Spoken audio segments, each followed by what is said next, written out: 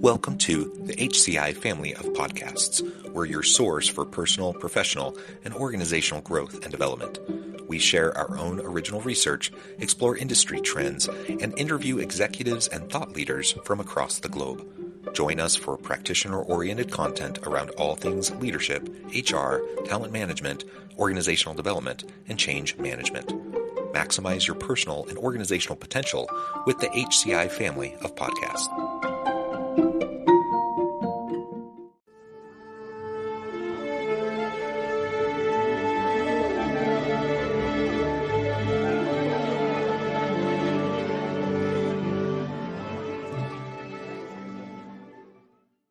Stephen Howard, welcome to the conversation today. Thank you, John. Looking forward to having a good, robust conversation with you. It is a pleasure to be with you. You're joining us from Mexico City. I'm south of Salt Lake City in Utah. And today we're going to be talking about your recent book, Humony Leadership, Mindset, Skills, and Behaviors for Being a Successful People-Centric Leader. And we're going to unpack in a minute what you mean by humony. That's a term, a word that you have coined. And so that'll be interesting in and of itself. But I also really just like the subtitle. And I'm all for this idea of developing our people-centric leadership approach. I think the world needs more of that. So I'm really excited to explore this together with you today. As we get started, I wanted to share Stephen's bio with everybody. Stephen Howard is the award-winning author of 22 leadership, business, and professional development books. His latest book, Humony Leadership, was published in August of 2022. And awarding the book a gold medal, the Nonfiction Authors Association called Humany Leadership a significant work with an important mission. It was also voted the 8th best indie book of 2022 by the readfreely.com and received a bronze medal in the business leadership category from ReaderViews Literary Awards. Stephen was named one of the top 2023 200 global biggest voices in leadership by Leaders Hum Network in recognition of his thought-provoking and leading-edge thinking on leadership. Now, I could go on, Stephen, but I'm going to pause there. Anything else you would like to highlight by way of your background or personal context before we dive on in?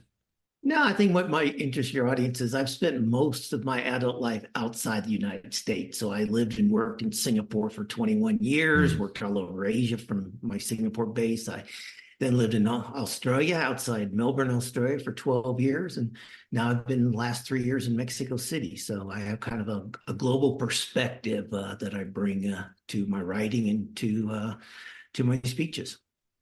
Very, very good. All right. Well, let's go ahead and start by unpacking this word humony. What went into this? What does that word mean to you? Well, I was sitting on my balcony watching the sun go down during the pandemic and thinking about how leadership was changing. And I will admit I had a glass of red wine and right next to me. And I was thinking about, as you said, people-centric leadership, how leadership's going to change coming out of the pandemic. And then I started thinking about harmony. And I felt harmony in my life, I guess, is kind of a peaceful afternoon. And I thought about harmony in the workplace and thought, well, that's probably where we need to get to. So I combined the words human, humanity, and harmony to create the word humany and to really emphasize that leaders need to create workplaces of well-being and harmony. So that's the background to it. I like it. And I like bringing in harmony. I think that's a really important piece. And I guess you've kind of already touched on it as a pandemic exercise, but why this book? Why now? You've written a lot of different books covering a lot of, somewhat related and overlapping topics, but why did you feel this book was so important to push out now?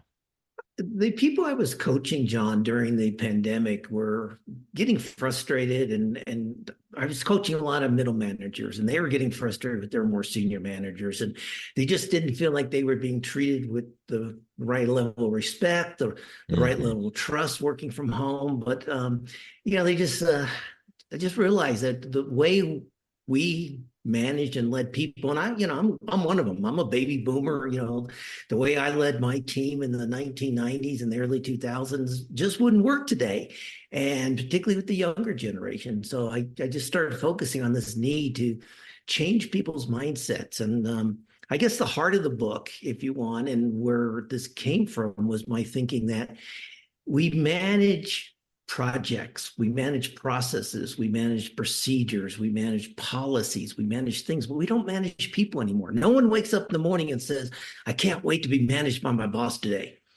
And Mhm. certainly no one says, I'm looking forward to being micromanaged today. So all this kind of came together in my head and thinking that, well, we need to change the way we lead people. We don't manage people, we lead people, we lead human beings. And that's where this all came together. Yeah, well, excellent. And I completely agree. I mean, I've seen a lot of that over the years, but particularly during the pandemic, things that people might have been willing to kind of put up with previously, they just decided no more. Yeah. They kind of reprioritized. They took a good hard look and they challenged assumptions. And I think many people just realized, what, where I've been working, how I've been working, the type of leadership that I've been working under, that doesn't resonate with me. That's not effective. And people just said no more. And that's partly why you saw the Great Resignation occurring and some of those types of trends that got a lot of media attention. In some cases, it just got dismissed as, oh, like Gen Z and millennial entitled workers or whatever. I'm like, maybe for some people, but largely it was just everyone across all generational cohorts saying enough is enough and we expect more and life is short and I'm not going to commute 2 hours each way and I'm not going to be micromanaged, etc. And ultimately, I think that's a healthy development, but it does put the pressure on, especially kind of the old school type of leadership approach and style that many people kind of grew up in their career with. They may not even know any different way, because a lot of times we find ourselves in leadership positions with no real leadership training. We just get promoted, and eventually, we have good technical expertise, and eventually we get promoted into a role where we're overseeing people and we're expected to lead, and that's not the same skill set as being a good coder or a good salesperson or a good whatever. Like all the different things that might lead to us getting that promotion doesn't necessarily mean we're going to be good in that new leadership position. So what do people do? They do the best they can. They mimic what they've seen before. Those sorts of things often, though, lead to the perpetuation of stereotypes, toxic leadership approaches, and some of those things that even they probably would say, oh, I don't like working for that kind of person, but they don't know any different way, right? And so we fall into the same traps over and over again. Yeah, and they manage people because they've been managed all their life, and they give Yeah. feedback that's ineffective because the feedback that they've always been given has been poorly delivered and is ineffective. And as you say, it just continues to cascade. I wrote the book hoping to change people's minds, and to me, leadership is a mindset. And if you can change that mindset that, hey, I'm not going to, there are times to manage people. I'm not saying you never manage, but you need to Sure. have that leadership hat on more often than that management hat on. And that's a mindset change of how you approach leadership. Yeah. So you touched on this kind of, that the pandemic was a catalyst. It kind of accelerated us into not only a shift towards disruptive technologies and their usage, but also a shift in leadership approach, bigger emphasis on empathetic leadership, really making sure that we're connecting with our people. Um, Beyond major disruptions, though, like the pandemic, like AI, what would you say are generally the main critical problems that are facing leaders today?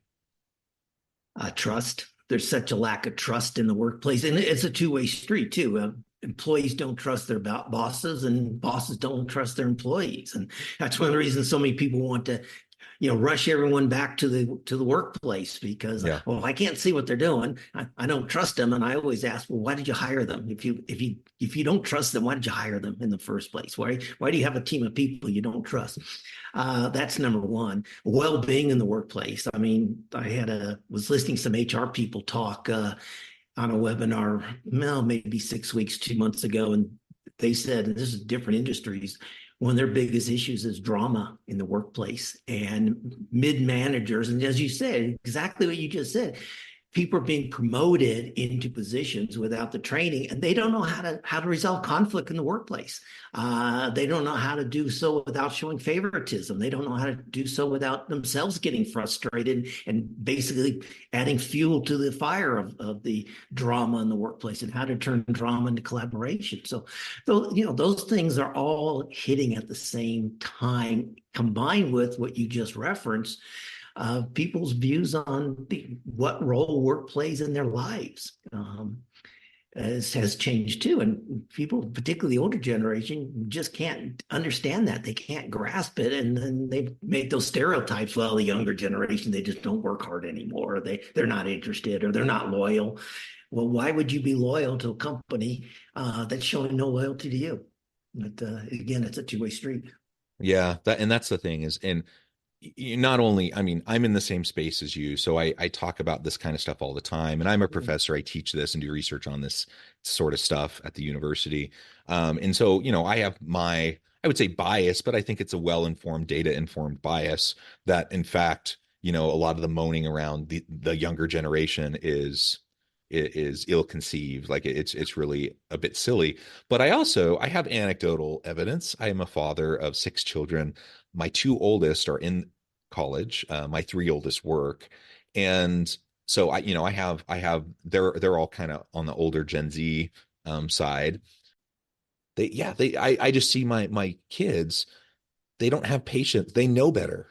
They know what is reasonable. In part, that's my fault because they'll come home and say, "Dad, is it okay for them to do this?" And I'll say, "No, that's not okay." Yeah, I'll of course. explain why that's a problem, whatever. So maybe I'm adding fuel to the fire of their discontent, but there are so many employers, not that it's necessarily intentional, that people, I don't think most people wake up in the morning trying to think how they're going to exploit their workers, but there are plenty of people, especially those who employ teenagers and young adults, who see them as expendable, who see them as they can kind of do whatever. And the stories that I can tell that my kids have passed along to me from like really good reputable companies that everyone would know and recognize, that often have pretty good reputations, yet the way things are handled and the way they get treated by their leaders in those organizations often is pretty reprehensible. And so like I have one daughter who just recently quit a job and started another job. And someone could look at her and say, "Oh, she's not willing to pay her dues. She's not willing to put in the hard work." I'm like, "No, she's really smart. She's a hard worker. She's always been a hard worker. She's just not willing to put up with crap, and she Yeah. knows better." So, I mean, so part of it is, are we willing to put up with stuff, or are we going to set boundaries, and are we going to know our worth and then go find opportunities that are in alignment with our values and with what we know our worth is? And I applaud my daughter for doing that because she knows her worth and she knows what she's capable of. She knows how she should be treated, and she knows when someone's not doing that, and she's going to go find another opportunity. And frankly, I tell that to my students. I want my students to do that too. I hope that they will do that. So what that means though for leaders is that we have to do a better job of getting trained, of staying current, of making sure that we're understanding where people are coming from, that we don't just dismiss concerns that people have because we label it as, oh, this younger entitled generation, or whatever the label may be, or whatever the stereotype may be, that we're not so dismissive, but that we actually pay attention to the things people are talking about and the feedback that we're receiving, just like we would hope that they would be paying attention to the feedback that we give to them. Totally agree. I think one of the silver linings of the pandemic was that we started to realize that people have responsibilities outside the workplace. We've always Yeah. talked about work-life balance, and oh yeah, you can have a life as long as you get your work done, as long as you put in your 60 hours or 50 hours a week and get everything done. Yeah, I'm sure, go ahead and have, go do things. But there's a difference now. Again, a mindset change. People have responsibilities, whether it's for their elderly parents, whether it's for their school children, maybe they volunteer in their community, maybe they Yeah. coach a youth sports team, but that's a responsibility. I mean, I coached a boys basketball team many years ago for probably 4 years, and that I felt that was a responsibility. I had to show up at practice on time. I had to make sure I scheduled the court. Those are responsibilities. Well, if we understand that as leaders, somebody has that responsibility. let's help them achieve that responsibility and also get their work done. They'll be more loyal. We'll be Yeah. more understanding of them, of their needs.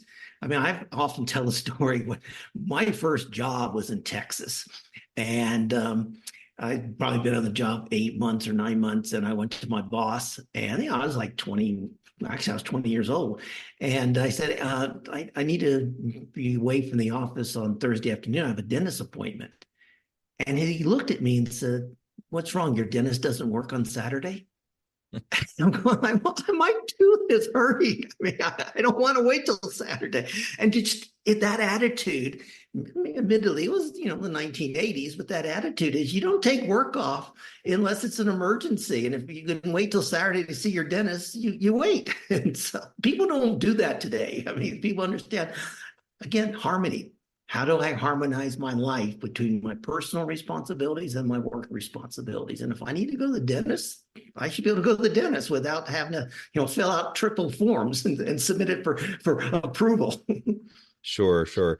And what have you found to be some of the best ways to promote that kind of harmony, to bring the humanity back into organizations, into teams? How do we, foster that people-centric approach and have that harmony while also, we still got to get stuff done. We have to hold people accountable.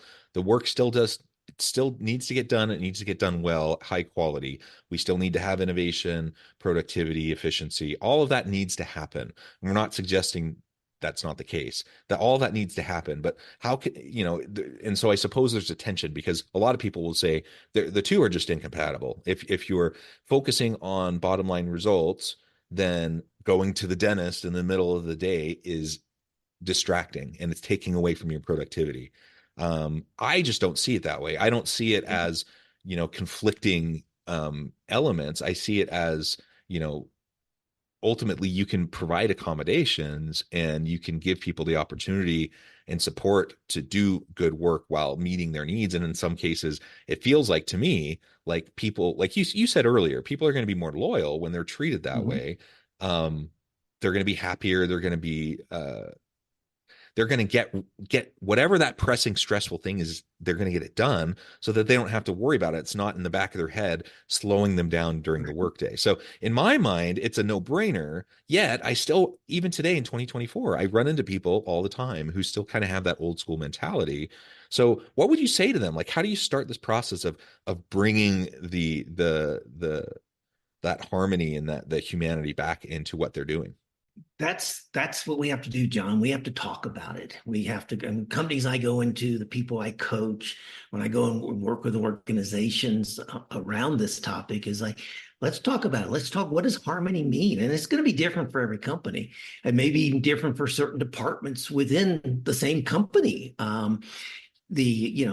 So people have to be talking about it. They have to be open. Leaders have to be a little bit more humble.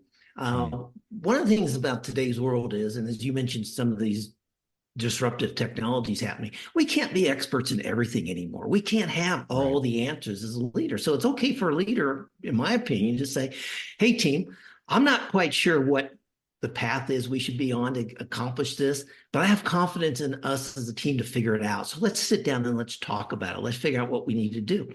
And the other thing is, again, a mindset change. In most jobs today, I would say most, we should be paying people to produce results, not to put in time.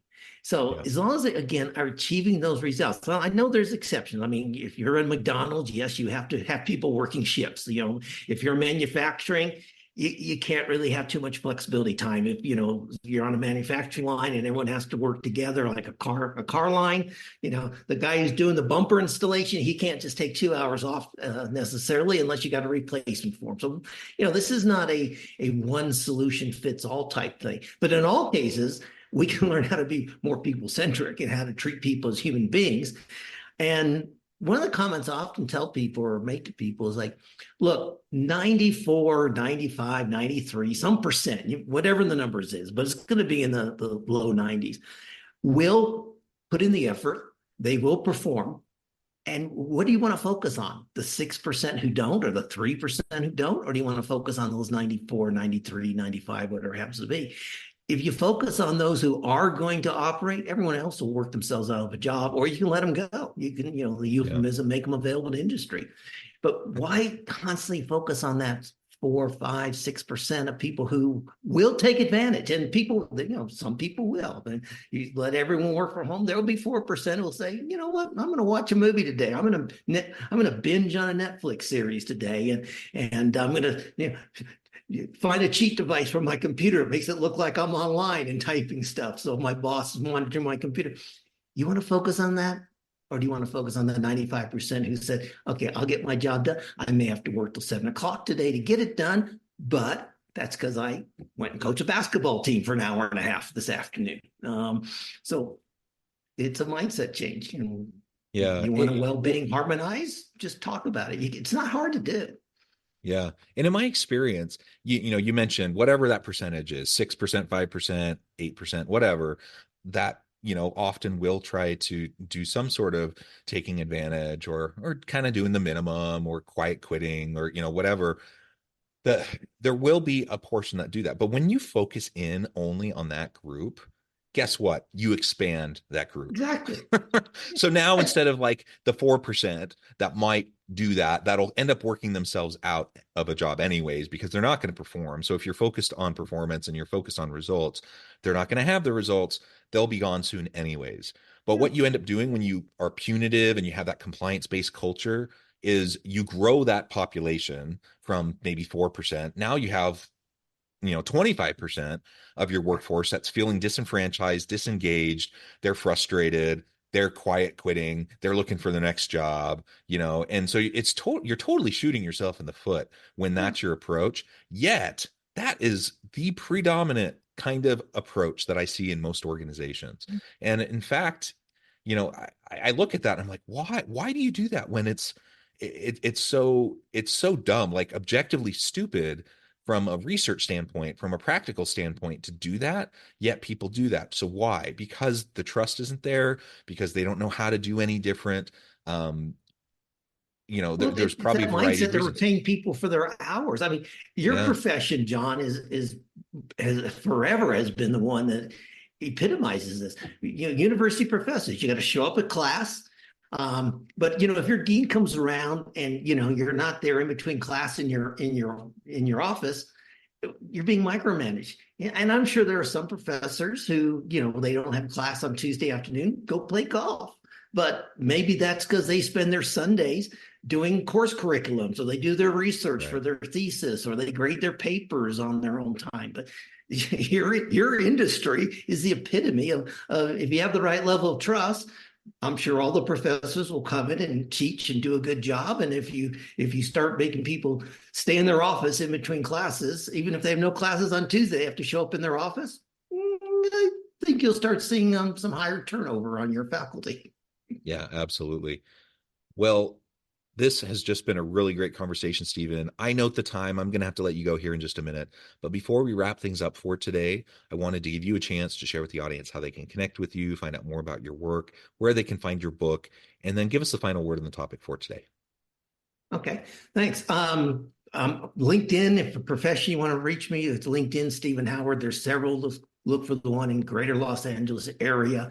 The books are all on Amazon. The last couple books have been in audiobook as well for the first time. I now have 2 audiobooks, but everything I write's in print edition and in the Kindle format edition.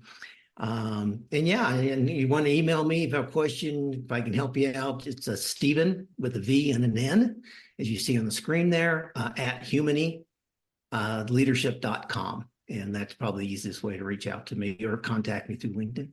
And my final thought, which again leads into your profession a little bit, but it's one of my deepest beliefs, is I just encourage everyone to never stop learning, because life never stops teaching.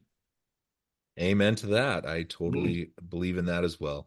Thank you so much, Stephen. A great conversation. I encourage the audience to reach out, get connected, find out more about what Stephen can do for you. Check out the book. And as always, I hope everyone can stay healthy and safe, that you can find meaning and purpose at work each and every day. And I hope you all have a great week.